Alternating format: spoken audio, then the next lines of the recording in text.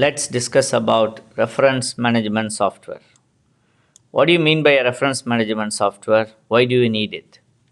Whenever we do research, we need to collect a lot of papers and then we do our research, then we write our own papers. When you write our own papers, we need to cite those articles which you got from the internet, which you got from somewhere else. It will be very difficult to organize all these papers with their details like the author's name, like the paper's journal name, the title of the paper, and so on and so forth. And there are many styles by which you can write references, and it will be difficult to write different formats at every time when you submit your paper to a specific conference or a journal.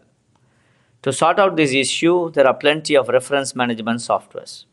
So here is a site in Wikipedia which compares quite a good number of reference management software. So you can see there are a big list and they do have differences in terms of cost, in terms of their support, whether it is free, not free, and so on and so forth. In our example, we are going to take Zotero, see how it works for us. And people also use what is called as Mandely. And there are also people who use EndNote. These are popular ones, and JabRef and others are also popular, depending upon the thing you like. So let's continue on. To use Zotero, this is the website you go, www.zotero.org. And you go and download Zotero here by clicking on this link. You download two things in Zotero. One is called standalone. The other one is for the browser itself. Okay, you need to enable some extension for the browser, and you also download the Zotero itself, which is a software. Why we need two things? One is a standalone software that will run on your machine. The second one, these extensions, one for Chrome, Safari, and Firefox. If you search some website for some papers, and there will be an icon available which you can click. For example, if I go to scholar.google.com and I search for some article, let's say mobile sensor networks, and if I go in here, you will find there is an icon which comes up. It says here save to Zotero. Okay, so I can directly save from here things to Zotero. That is the advantage I have here. Right, you can see if I see this, it says save to Zotero ACM digital library. I can directly add this entry.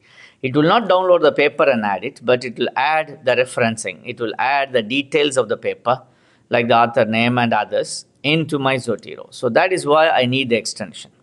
So depending upon which browser you use, you can choose appropriate extensions, or you can install also extension for quite a good number of browsers. So I have already downloaded Zotero for Windows. Let me go to that folder and start Zotero. So this is my Zotero folder. Okay, if I open Zotero, let's see what are the things you can do in Zotero. There are few things you can do, like, all right, number one, if suppose you want to do, you have downloaded some PDF files from the internet. Long ago you did download, but right now you are writing a paper, you need details for that, for those papers. Okay, so if you want to do that, let's say I've downloaded this paper called 728.pdf. I don't remember from where I have downloaded it. I just drag and drop it here, okay, into my Zotero. So you will find it should appear in my Zotero. It takes a little bit of time. It's here now. And with my internet connected, okay, it says here the details when I downloaded and so on, but I don't know details about this paper. Right click it and it says retrieve metadata for PDF. You can also put some few files and select all of them and do this at a time. Retrieve metadata for PDF. So it's going to connect to the internet and try to find out what article, what journal it is. Okay, so now it is done. It says okay. So if you go down, you will find this is the detail. These are the article. It's a journal article, name of the title of the article. It seems to be something in a different language. Let's open the paper itself and see.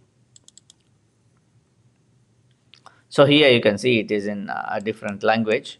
It's not in normal English as we know. Let's take another example just to make things clear to us. Let's go here. Let's take, for example, anything which you feel to be included. Let's try this guy. Sometimes when you try to retrieve the metadata, you might not get it. That is also possible. Okay. So there is possibility that you might not if the link did not work properly, or if in the internet it could not find it. So here this is done. If I go down here, I can get the details. It's a master hand technology for this. It's from some university and so on and so forth. Okay. So the details could be found by retrieving information from metadata. There's next step is this. You go to, like what we did before, you go here, you have this paper, you want to include it, just click here. Okay, it is now added now. So if we go down here, the first one is this paper, localization for mobile sensor networks. It did not add the article, but it has added just the link. Okay, it's a reference to that. The whole details are here. You can see all the citation. And if you open a Word file and you want to write something, let's say I want to refer to this paper. So I can just say localization is referred as, okay, let's say I want to put here some referencing. Just click here, go to add-ins. Because you already installed Zotero, this is ready already. The first one, you can go and you can search, or you can select which format. Let's say I'm using IEEE format. Give OK to it. Location. It's not location, it's localization. This is a paper. Okay, just click enter. All right, now it is done. Number one is there, but the actual referencing is not there. So you go and click this icon here. So you got it. So job is very easy down here. Okay, it could be easily done like this. You have a PDF, you can add it, extract the information, or you go to a website, you search for something. It can be in IEEE Explorer, SEM, Google Scholar, whatever. You'll find there's an icon at the top. This is mainly because of your extension to the browser, and it will be added to your system here. Okay, and then you can also create a separate library. If let's say I want to do things for a specific job, I can create a library, move things accordingly. Just drag drop, nothing much here. So these are the advantages you will find when you want to use Zotero to do the job like. Other than this, other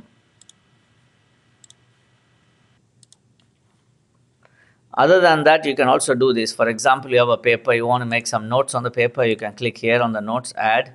You can start typing as if you are typing a Word file, okay? And you can keep it there. So next time you want to search something, you can search in the notes also. This is very useful when you are searching for some things, okay? So you can select this and you can say move item to trash. It will move that thing, that notes alone. So it has options here. I can do some searching. For example, I can search here on all fields. If I search for localization, it's going to bring the paper. You can also search into the notes. The advantage is while you read the paper, you make some hints. And then if you want to search those hints, those points, you can always search for it and take it. You can also do some tagging. If you want to add it to some specific field or you want to remove the keywords, you can do that. So these are some of the options we have. And if you want to add a file to it, you can also add a note, add an attachment to the file. If you have downloaded the file, you want to add it, you can just select the attachment, select the entry, right click, add attachment. It can be from a URI, it can be from a local copy, and so on and so forth. So there are many such advantages we have in order to use Zotero or any other reference management software. It's not that you must use Zotero, you can use any one of the reference management softwares just to make sure your life becomes easier. Assalamu alaikum warahmatullahi wabarakatuh.